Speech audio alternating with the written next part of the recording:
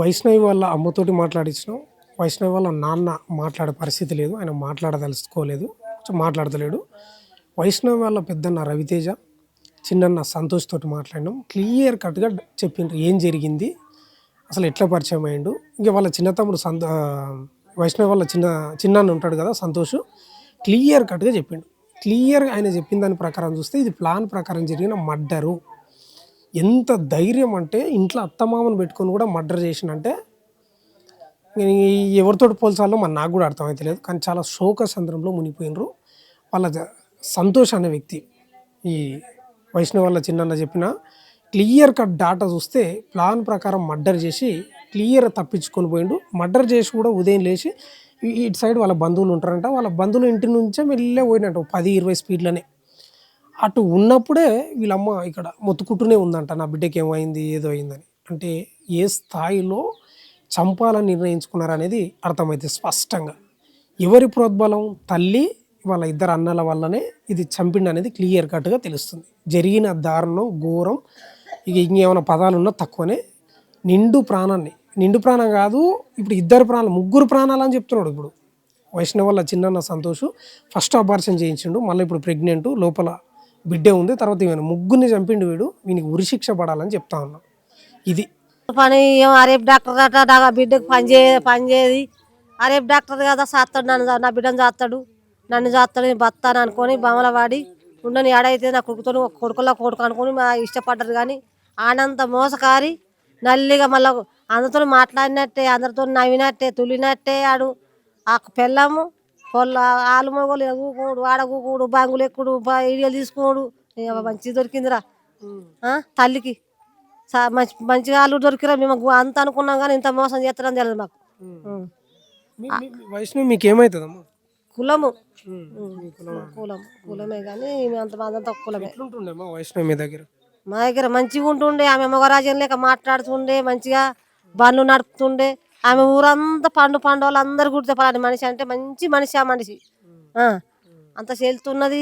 మొగోని కన్నా మొగోడు అన్నా కానీ వెనక పట్ట పడతారు, కానీ ఆమె బండి వెనక పట్ట పట్టదని అందరు అన్నారు. ఆమె మంచిగా ఉండి వేసుకుంటాడు. ఇష్టపాత కూడా వచ్చిండు. ఇంట్లోకి వచ్చి ఇంట్లో ఆశలు లేకి ఆయనతో కథం చేసిపోయిండు. ఒక్క బిడ్డను కలకల చేసి తల్లి కోత కోసిపోయిండాడు. ఇప్పుడు ఈమె కావాలని మందు తాగినంట కదా, ఈమె లేకపోతే నేను ఉండలేను అని. అది తొలత ఫస్ట్ ఇద్దరు ఇష్టపడ్డాక నాన్న కుటుంబం ఒప్పుకోలేదు. అద్దాని ఒప్పుకుంటే నాకు అదే పిల్ల కావాలి, నామెనే కావాలని మందు తాగిండు. మందు తాగితే అత్తగలది నా బిడ్డ కాబట్టి మందు తాగిండు. గుణం మంచిగా ఉంది, నా బిడ్డను జాగ్రత్తగా కావచ్చు అని ఆమె మా దాఖలకు పెట్టి ఆయన మందులు గోళీలు అన్నీ పెట్టించి 4-10 వేలు పెట్టి మంచి చేసుకుంది. మంచి చేసుకుంది. ఇష్టపడ్డాడు, ప్రేమ ఉన్నాడు. అట్ట చేసినాక ఎట్ట నా బిడ్డ కలకాల ఎందుకు, మంచి గుణం సాదుకుంటాడు కావచ్చు అని అత్తగలదు అనుకుంది. కానీ ఇంత మోసం చేస్తాను తెలియదు. ఇప్పుడు ఇంకోటి, చంపిన తర్వాత ఉదయం లేచిండు కదా ఈ హరిబాబు అనేటోడు, ఇట్లే మీ ఇంట్లోకించే మెల్లే పోయిండు అని చెప్తా ఉన్నాడు. బైక్ మీద పొద్దున్న రాగా ఏ లొల్లి లేదు, ఎన్ని రోజు అంది ఏ లొల్లి లేదు, మంచిగా ఉన్నాడు. పొద్దుకి ఏమో పార్సల్ తెచ్చుకున్నారు, చల్లరి కుండలు పెళ్ళమ్మగోళ్ళు. అదేమో వెనక పట్టుకున్నది, పొల వెనక పట్టుకుందరు, రొప్పిండు చల్లడి కుండలు. మంచిగా నచ్చిండ్రు. తెల్లారి వరకలా ఏడవుతుంది. అయ్యో వశాలు చచ్చిపోయింది. ఆడు తెల్లని రాక ఎప్పుడు చంపిండో, ఏ రాత్రి చంపిండో, శవం పక్కలేమన్నాడా, ఎటు నటించిండు చేసిండు. తెల్లారి 7 6 అవుతుంది. బయటకు వెళ్ళి పండ్ల పూలు వేసుకొని మా అత్తగారు లేచి చూసే వరకల్లా పండ్ల పూలు వేసుకొని మంచిగా ఉండు కదా అల్లుడు. ఆత్మలు అనుకోదు ఇక అనుకున్న వరకు అబ్బాయి ఏమో అందరు లేచేటట్టు ఉన్నారు. బయట ఉన్నాను ఆయన మెల్ల జారుకొని బండి తాసే తీసుకొని బండి వేసుకొని ఆసరపడ్డాడు. అక్కడ సైడ్ వచ్చి మీ దగ్గర ఏమన్నా పలకరించిండా? పలకరియలేదు. ఎవరితో మాటలు సీదలిపోయింది. ఇంత సంగతి తెలదు. ఇంక ఆడు పోయినాక 10 నిమిషాలు అయినాక తల్లి చూసుకుంది ఇంట్లో.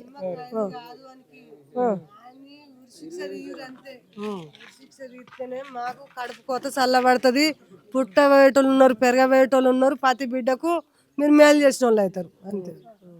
మీరు ఇప్పుడు కడుపు కోత చల్లారాలంటే అస్సలు చల్లారదు. ఆ కుటుంబం మొత్తానికి జన్మఖైదు కాదు, ఉరిశిక్ష. ఇప్పుడు ఈ హరిబాబు అనేటోడు ఎప్పుడన్నా మిమ్మల్ని పలకరించోడా? ఎట్లుండేది మనస్తత్వం? ఆయన ఎవరికి ఎవరితో మాట్లాడలే. వాళ్ళ భార్యకు భర్త వాళ్ళే బండ్ల మీద పోవుడు వచ్చుడు తిరుగుడు కానీ తప్ప ఎవరితో మాట్లాడలేరు వాళ్ళు. ఆయన పేరే తెలియదు ఇంతవరకు. ఇప్పుడు ఈ పాపని బయట ఎటన్నా పోవాలనుకుంటే ఈ అమ్మాయి బైక్ నడుపుతాయి వెనక కూకుండు. ఈమె బైక్ నడిపేదా? ఈమె బైక్ నడుపుతుంది, మొగరాయుడు ఆమె. ఆమె ఆ పుట్టుకతో ఇంత పిల్లప్పటి నుంచి ఆడవాళ్ళ బట్టలు వేయలే, ఆమె మొగల డ్రెస్సులు వేసుకుంది. ఆమె చిన్న బండి కాదు పెద్ద బండి అయినా నడుపుతుంది. ఆమె ఏదంటే బండ్లు నడుపుతుంది. ఇప్పుడు ఎంటబడి ఆమె లేకపోతే నేను ఉండలేనని మందు తాగి ఎంటబడి చేసుకొని ఇంత దారుణానికి ఎందుకు ఓడగట్టిండు? ఏమంటారు అంటే వాళ్ళ కుటుంబ సభ్యులు కూడా వాళ్ళ అమ్మ టార్చర్ పెట్టింది, కట్నం తీసుకురా లేకపోతే అని ఇట్లా వినిపిస్తా ఉన్నాయి. కట్నం గురించి వేధించిండు. కట్నం కావాలని చెప్పిన వాళ్ళ అమ్మ నాన్న వాళ్ళ అమ్మను వాళ్ళ అన్నదమ్ములు కట్నం కావాలి. ఆ పిల్లని వయసు చేసుకున్నామేంద్రా, మనకు మంచి అమ్మాయి ఉన్నది, ఓ 10 లక్షలు పోసే పిల్లలు ఉన్నారు, 20 లక్షలు పోసే పిల్లలు ఉన్నారు, అట్లాంటిది మనకు అద్దు ఇసి పెట్టేసిరా, దాన్ని ఏదైనా చేసిరా అని చెప్పని మస్తు వేధించారు. పిల్లని బాగా టార్చర్ పెట్టిరు. ఎట్లుండదమ్మా వైష్ణవి మీతో? చాలా చిన్న ఏజ్. పిల్ల చిన్న మంచి పిల్ల కాదు. ఇప్పుడు జనాభా ఇప్పుడు చచ్చిపోతే వచ్చిన జనాభాని బట్టి మీకు అర్థమవుతలేదు. చాలా జనాలు. మరి దాన్ని బట్టి మేము చెప్పేంత ఇంకేమున్నది, మీకు అర్థం కావాలి కదా. సార్లు అందరు కూడా మీరంతా మేము చెప్పేదానికంటే నిన్న నుంచి వరకు చెప్తూనే ఉన్నారు కదా. మీరు అలా కురిశిక్ష తీయూరి మా కడుపు చల్లబడుతుంది అంతే. చెప్పేది ఏం లేదు. ఇప్పుడు ఆ కడుపు కోత మా కడుపు కోత మాకు ఎట్లున్నదో ఆయనకి అట్లా ఉండాలి. లేకపోతే అని మాకు అప్ప చెప్పుర్రి. మా పిల్లని మాకు ఎట్లా చంపిండో అని మేము అట్లా చంపుతా నొప్పి ఏందో అని తెలవాలి. పెదమనిషి ఇదే గ్రామం మీది కూడా? ఎట్లుండేది వైష్ణవి మీ దగ్గర? అయితే ఈ ఊళ్ళే మొత్తం మీద మేము ఒక 10 ఇళ్ళ కాడికి వెళ్ళి 20 ఇళ్ళ కాడికి వెళ్ళి జమ చేసుకొని ఉన్నాం మేము అందరం.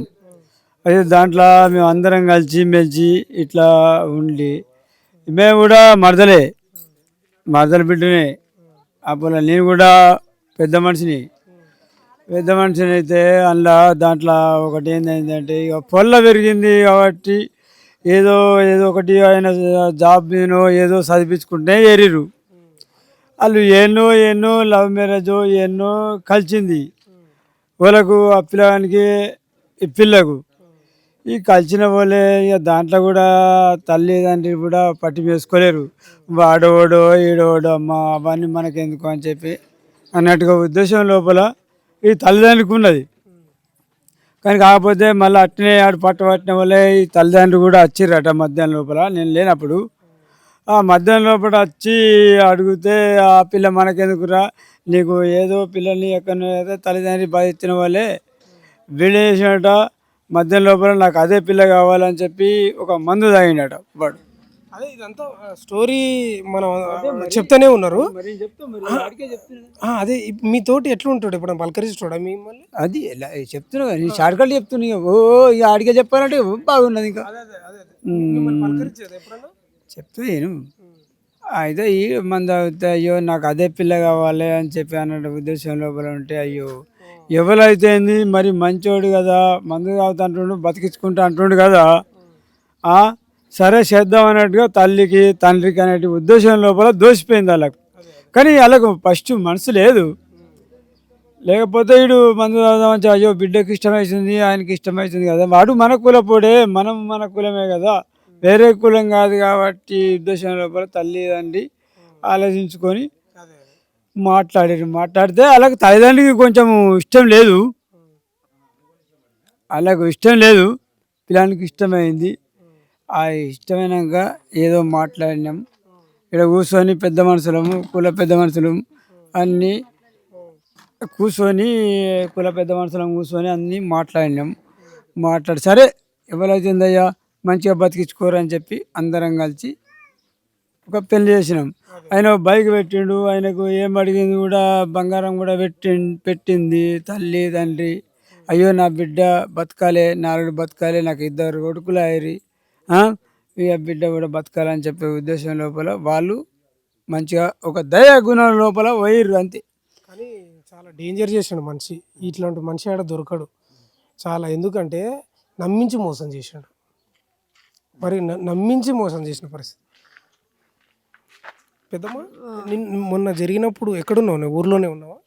ఇక్కడనే ఉన్నాము. ఆయన ఫస్ట్ చేసుకుంటాను ఎంబడబడ్డాడు అలా చూసాడు కదా, 7 ఏళ్ళు ఎత్తు కదా పిల్ల. 5 ఏళ్ళు తీసుకుంటా నాకు అదే వయసులో కావాలని చెప్పి మత్తు కోరికలు ఉండే ఆయనకు. వచ్చిండు ఇక్కడికి. వచ్చినప్పుడు ఈ పిల్ల ఏమన్నది, ఆయన నాకు వద్దు, నేను చేసుకోను. అప్పుడు 17 సంవత్సరాలు ఉన్నాయి, 18 వాళ్ళు ఇంకా. అద్దు నాకు వద్దు అనగా అద్దు అని పోయినాక మళ్ళీ 3 నెలలు టార్చర్ పెట్టిండు. అలా అన్నదమ్ములకు చెప్పుకుంటా నాకు వయసును కావాలని ఎంబడబడి పడి లాస్ట్కి వస్తే నువ్వు వద్దంటే ఎట్లా? తల్లిదండ్రులు ఏమన్నారంటే ఆ పిల్ల మనకు వద్దు, ఆ పిల్ల ఊటుపులు అవి తీస్తుంది కదా, మనకు వద్దు, ఆ పిల్ల మనకు అవసరం లేదు, బండ్లు నడిపిస్తుంది, వాళ్ళు కట్నాలు పోయారు, లంగ కావచ్చు, దొంగ కావచ్చు, రౌడి కావచ్చు, అది మనకు అవసరం లేదు, ఆ పిల్ల నువ్వు చేసుకోవద్దురా అని చెప్పాను. అక్కడ 2 ఎకరాల దాగా వస్తున్నారు, 30 లక్షలు పోతున్నారు, అద్దని చెప్పన్నారు. అంటే ఇటు పోయి మందు అయ్యాడు. మందు తాగినాక 8 రోజులైంది. 8 రోజులు అయినాక హాస్పిటల్లో వండుకొని వైష్ణవి నువ్వు వస్తేనేమో ఓకే అంటేనేమో బతా, లేకపోతే చచ్చిపోతా అని చెప్పని ఎంబడబడ్డాడు. ఎంబడబడి ఆ పిల్లకి ఏమేమి చెప్పిండో ఆ పిల్లని పట్టుకొని పోయి ఆ దేవుని గుడి వెంకటపురం గుడి కాడ, గుడి లేదా అక్కడ గుడికాడ తాళి కట్టుకొని వచ్చారు. ఇక్కడికి వచ్చినాక మళ్ళీ అక్కడ తోలంపితే వాళ్ళు ఒప్పుకోలేరు. నువ్వు వెళ్ళిపోవాలని చెప్పి వెళ్ళగొట్టిన వాళ్ళు. వెళ్ళగొట్టినాక నీ కట్నం ఏది, నీ డబ్బు ఏది, నీ రూపాయలు వేయి, నీకు 10 లక్షలు రావాలి, 5 లక్షలు పోతారు, 2 ఎకరాల పొలం ఇస్తారు, వాళ్ళు ఏం పోసారు అంటే మాకేం లేదు, పిల్ల మంచుకుని ఇష్టం చేసుకో, లేకపోతే వెళ్ళిపో అని చెప్పంటే ఒప్పుకోలేరు. అత్తమ్మ మీ ఇంట్లోనే ఉంటా, మా అమ్మ ఇంటికి రమ్మనే దాకా నేను పోను, ఇక్కడనే ఉంటా అని చెప్పి అని ఇక్కడనే ఉన్నాడు. ఆయనకి మాట రాదు, ముచ్చట రాదు, తిన్నావంటే తిన్నావా, పన్నవంటే పన్నవా, మరి ఎవరితో ముచ్చట పెట్టుడు, మాట్లాడు, ఆ మాటలు తీసుకుంటే ఏం లేదు. భార్య భర్తలు మంచిగా ఉన్నారు. అయితే అప్పుడు 15 రోజులు కడుపు అయిందన్నట్టు. అప్పుడు 3 నెలల్లో అయ్యే వారికి అష్టమి నువ్వు చిన్న పిల్లవు కదా, ఈ కడుపు తీసేస్తాం అని ఆ పిల్లని తీసుకొని పోయి ఏర్పడకుండా తీపిచ్చాడు.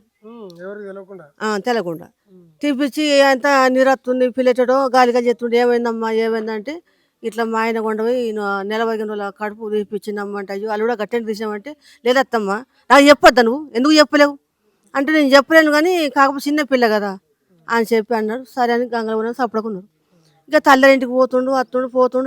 ఒకనాడు మొన్న ఇదే ఇక ఫోన్లు ఒక్కటేగా 12 గంటలకు లేస్తాడు. అమ్మ తిన్నవా, తిన్నా, అరే ఇచ్చిపెట్టు దాన్ని చంపేయి, లేకపోతే 20 లక్షల కట్నం అని తీసుకురా. తల్లి ఎప్పుడు ఈ పిల్లగానికి హరిబాబుకు 20 లక్షల కట్నం అని తీసుకురా, లేకపోతే దాన్ని చంపేయంటే, అమ్మ ఎట్లా చంపేయాలమ్మ, నేను ప్రేమించి పెళ్లి చేసుకున్నా కదా అని చెప్పి ఈయన అంటుడు.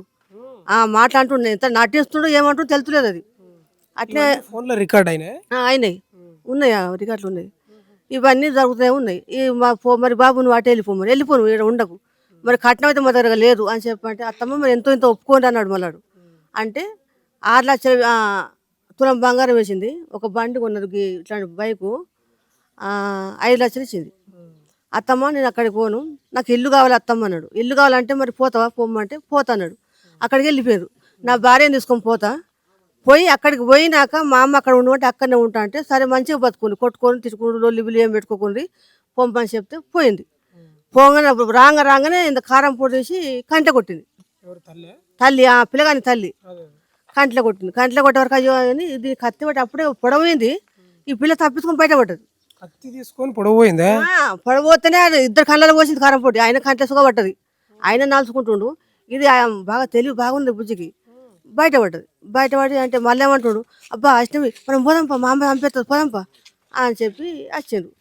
అమ్మ నాకు ఇట్లా సంగతి అంటే ఈయనేమంటాడు, మా అమ్మ కడ్డుది, అత్తమ్మ నాకు ఇల్లు ఏమంటే ఎత్తులేదు, నేను ఇక్కడనే ఉంటా, నేను అక్కడికి పోనత్తమ్మ అంటే సరే అని చెప్పాను. అరే పోతున్నావారా, అది పోయి వచ్చేటప్పుడు పోతున్నా, 3 రోజుల వరకు నీ పిల్లని చంపేస్తారా, 3 రోజుల వరకు నీ పిల్లని చంపేస్తానంటే సరే అని చెప్పనుకుంటే నాడు ఒక మాట చెప్పబోతుంది. 3 నెలలు అయిన తర్వాత మళ్ళీ 4 నెలల గర్భవతి. ఇప్పుడు ఆమెకు 4 నెలల గర్భవతి. ఇక ఆయనతో 3 రోజుల వరకు నేను చంపేస్తా అని చెప్పి అన్నమాట ఇంటికి వచ్చి చెప్పుకున్నారు. నేను చూశాను, మరి ఇక్కడ ఉండకుండ్రి, ఎక్కడన్నా పోయి ఉంటుండ్రి, తప్పు చంపేస్తున్నాం. మన తల్లి, 2 అన్నములు, తల్లి గొడవ, ఈ డబ్బు పైసలు, బంగారం పైసలు డబ్బు, ఇదే మాట. ఈడు ఏం చెప్పాడు, నల్లిగా ఉంటాడు, ఇంట్లో మాట బయట పడకుండా ఉంటాడు. నల్లికుంటాడు, నవ్వడు, మాట్లాడాడు, తిన్నామన్నాడు. అమ్మ అల్లుడు అని పిలితే ఆ అత్తమ్మ గింతే తప్ప ఇంకో మాట రాకపోనికి. అట్లాంటి వాడు ఇంట్లోకి వచ్చిండు. ఇట్లా మా అమ్మ చంపుతున్నది ఇట్లా తిట్టింది. మళ్ళీ ఆమె మళ్ళీ ఫోన్ చేసింది, 3 రోజుల వరకు చంపేస్తా అని చెప్పి గలీజు గలీజు ముచ్చట్లు అంటే అవి తగరాని ముచ్చట్లు బగ్గ తిట్టింది, బాగా తిట్టింది. తిట్టినాక వచ్చిండు, వచ్చి ఇక రాత్రి పండుకున్నారు. తల్లి పక్కన పోయి పన్నట గంట సేపు. తల్లి పక్కన పోయి గంట సేపు నాకు అమ్మ నాకు నీరు వస్తుంది ఇంట్లో పోతా, కొన్ని నీళ్ళు లేకపోనట. కొన్ని నీళ్ళు ఇస్తావంటే అవి ఇట్లా కాకుతుందంట, వాంతులు వస్తున్నాయి అన్నట్టు. నీళ్ళు ఇమ్మంటే నీళ్ళు వచ్చింది. మరి గోలేసిండా మరి అందులో ఏమేసిండో తెలియదు. ఆ నీళ్ళు తాగే వరకు నాకు మబ్బు వస్తుందమ్మ మేము పంట అంటే పంటకు పోమని చెప్పే వరకు వచ్చి ఇంట్లో అన్నారు. వీళ్ళ వీళ్ళ ఈ రూమ్లో వాళ్ళేమో ఆ రూమ్లో పన్నాక అయితే మత్తుగోలు వేసిండు నీళ్ళల్లో. నీళ్ళు ఇచ్చిండు. నీళ్ళు ఇచ్చినాకనే అమ్మ నాకు మబ్బు వస్తుందమ్మా అంటే మరి పండుకపో అమ్మ నీకు ఏమనిపిస్తుందని తింపుతుందమ్మా అని అంటే మరి పండుకో బిడ్డ పోయి పన్నారు. వాళ్ళు వీళ్ళు భార్య భర్త అల్ల అన్నారు, వీళ్ళు ఇళ్ళ అన్నారు. పండంగానే రాత్రి సప్పులు నత్తున్నాయట. సప్పులు నత్తి మా మర్రి చూసేమన్నా అంటే ఏయ్ రానమ్మ లేవు ఏమో బాగా సప్పుడు అవుతుంది. ఈ 12 కొట్టే రాత్రి ఏం సప్పుడు, అది భార్య భర్తలు ఏం చేసుకుంటుండ్రో మనకి ఇప్పుడు పోతాం వద్దు అంటే లేదే పెద్ద సప్పుడు నత్తుంది అని చెప్పేవాళ్ళు. ఆయన లేచిండు తిరిగిండు కానీ తలుపు కొట్టలేడు. మళ్ళా అప్పుడు లేస్తే తలుపు కొట్ట లేదు. మళ్ళీ మా చెల్లె పోయి హరిబాబు చిట్టి చిట్టి చిట్టి అంటే చిట్టి అంటే ఈడేమంటుండు, అప్పుడు చచ్చిపోయింది ఆమె, ఇక పొడిచి చంపేది. ఏమంటుండు అత్తమ్మ చిట్టి ఆగు వైష్ణవి ఆగు అని కిల్ల కిల్ల నవ్వుతున్నాడు, బాగా నవ్వుతున్నాడు. అంటే నన్ను నాతో దాంతో మాట ఉంది. అప్పటికే చచ్చిపోయింది. అప్పుడు చనిపోయింది. ఇంట్లో పొడిచిండు ఇక్కడ జీరిండు. పరిచిగా మాడుతున్నట్టు ఉండు చిట్టి ఉండు ఉండు అబ్బాసి నువ్వుకేయకు ఉండు అని అంటే ఏమనుకున్నది కదా, మంచిగా ఉండరు కదా అని చెప్పి అనుకున్నది. అట్లా అన్న సంబరపడుతురు కావచ్చు అని బయటకు వెళ్ళాడు. బయటకు వెళ్ళినప్పుడు వారైతుంది. 6 గంటలకు బయటకు వెళ్ళిండు. మళ్ళీ దాని లోపల ఉంచి అమ్మాయిని బయట గొల్లెం పెట్టిండు. బట్టలు రక్తం బట్టలు అన్నీ తీసేసుకున్నాడు. మళ్ళీ కొత్త బట్టలు వేసుకున్నాడు, కొత్త పాయింట్ వేసుకున్నాడు, దూసుకున్నాడు. 10 పండ్ల పుల్ల బెరుసు అదేందో అది వేసుకున్నాడు.